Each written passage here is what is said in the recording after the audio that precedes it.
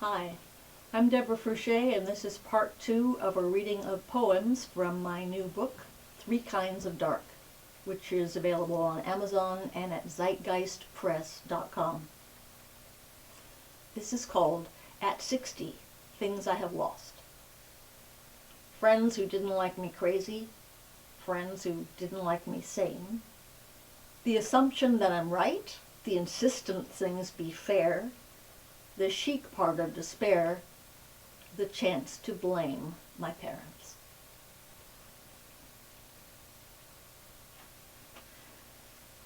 And this is called Shrinking, a little poem about getting older. One by one, the fleshly anchors of my past are disappearing. One dies of pneumonia, another of cancer. One is hit in the head and loses the power to speak. One falls on her pelvis and loses the power to walk. They go into nursing homes, who knows where. That's the last I hear. In my phone list, the numbers that lead to no one living multiply, and I cannot bring myself to erase them. My pool of friends grows incrementally smaller, like chunks of ice in a cool drink, even if you store them in the refrigerator. And my friends were stored badly, folded into painful shapes by life, left crabbed in tiny cubbies, gathering dust and regrets, not enough income or aid, not enough phone calls from me. I cannot halt the shrinkage. As my past vanishes, so does my future. All I can do is swallow that cold drink quickly, let it rush down my throat, renew all my tissues this instant before I grow tepid.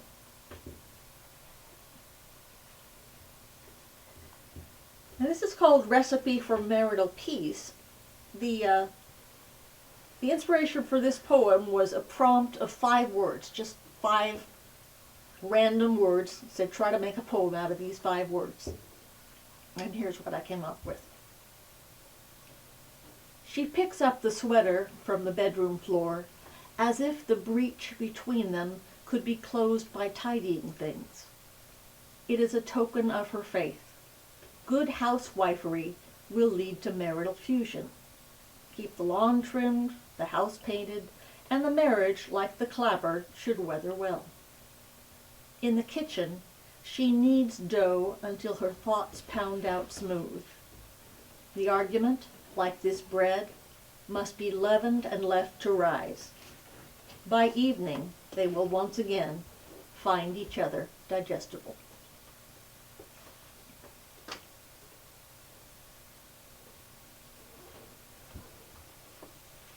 This is from the 3rd section of the book, which is called Shadow at the Screen Door. And this poem is called At Arroyo Crossings. It is a moody Sunday afternoon. The highway is piebald with shadow. Clouds drift slowly above me as if I were on the floor of a pond and there were a bed of algae up there. I am on my way to a poetry reading, and already truth bumps up, buried under plain layers, like the way I kiss my husband's shoulder through his shirt. At Arroyo Crossings, the sign says no outlet. I see. It means we are not just scenery. Don't come in here unless you mean it. It occurs to me that we need a sign like this at the start of every poem. We need one on the off-ramp to Earth.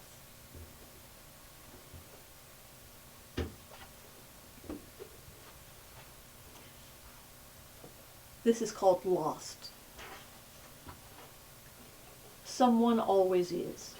It doesn't matter how. The state is complete in itself, like a mushroom or a grave. Someone is lost, and the place they're in fits nowhere on their agenda, won't show on maps or satellite photographs. Someone is lost.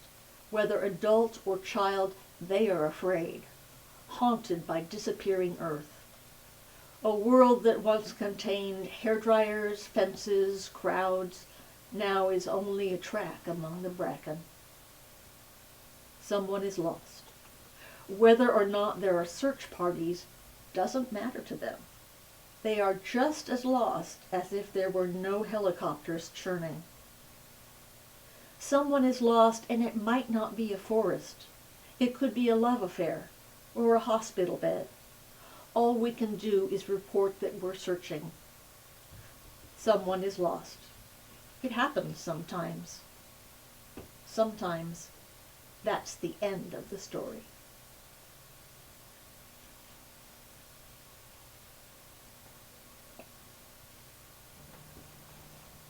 I think I will read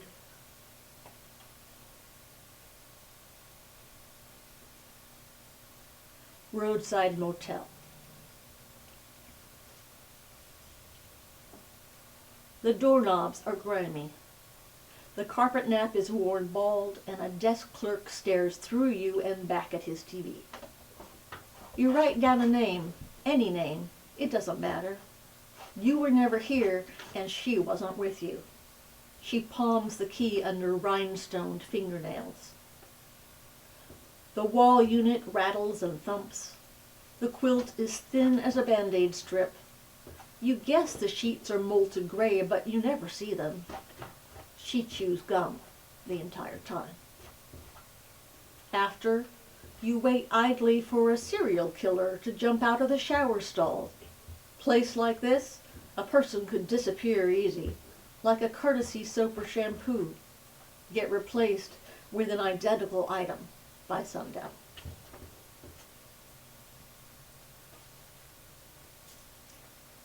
And I think I'll read Ode for Death.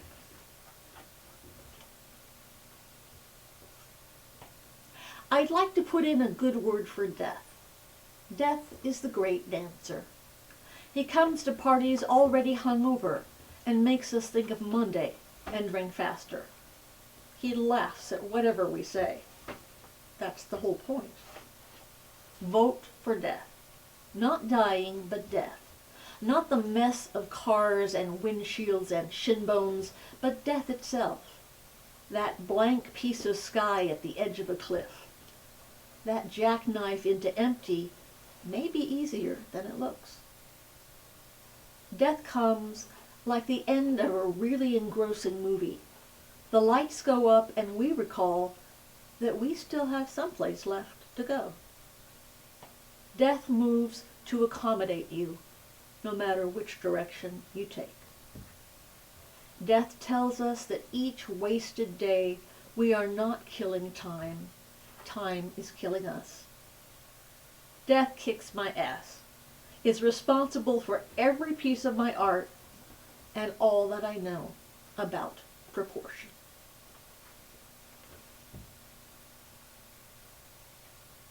Two more and I will call it quits.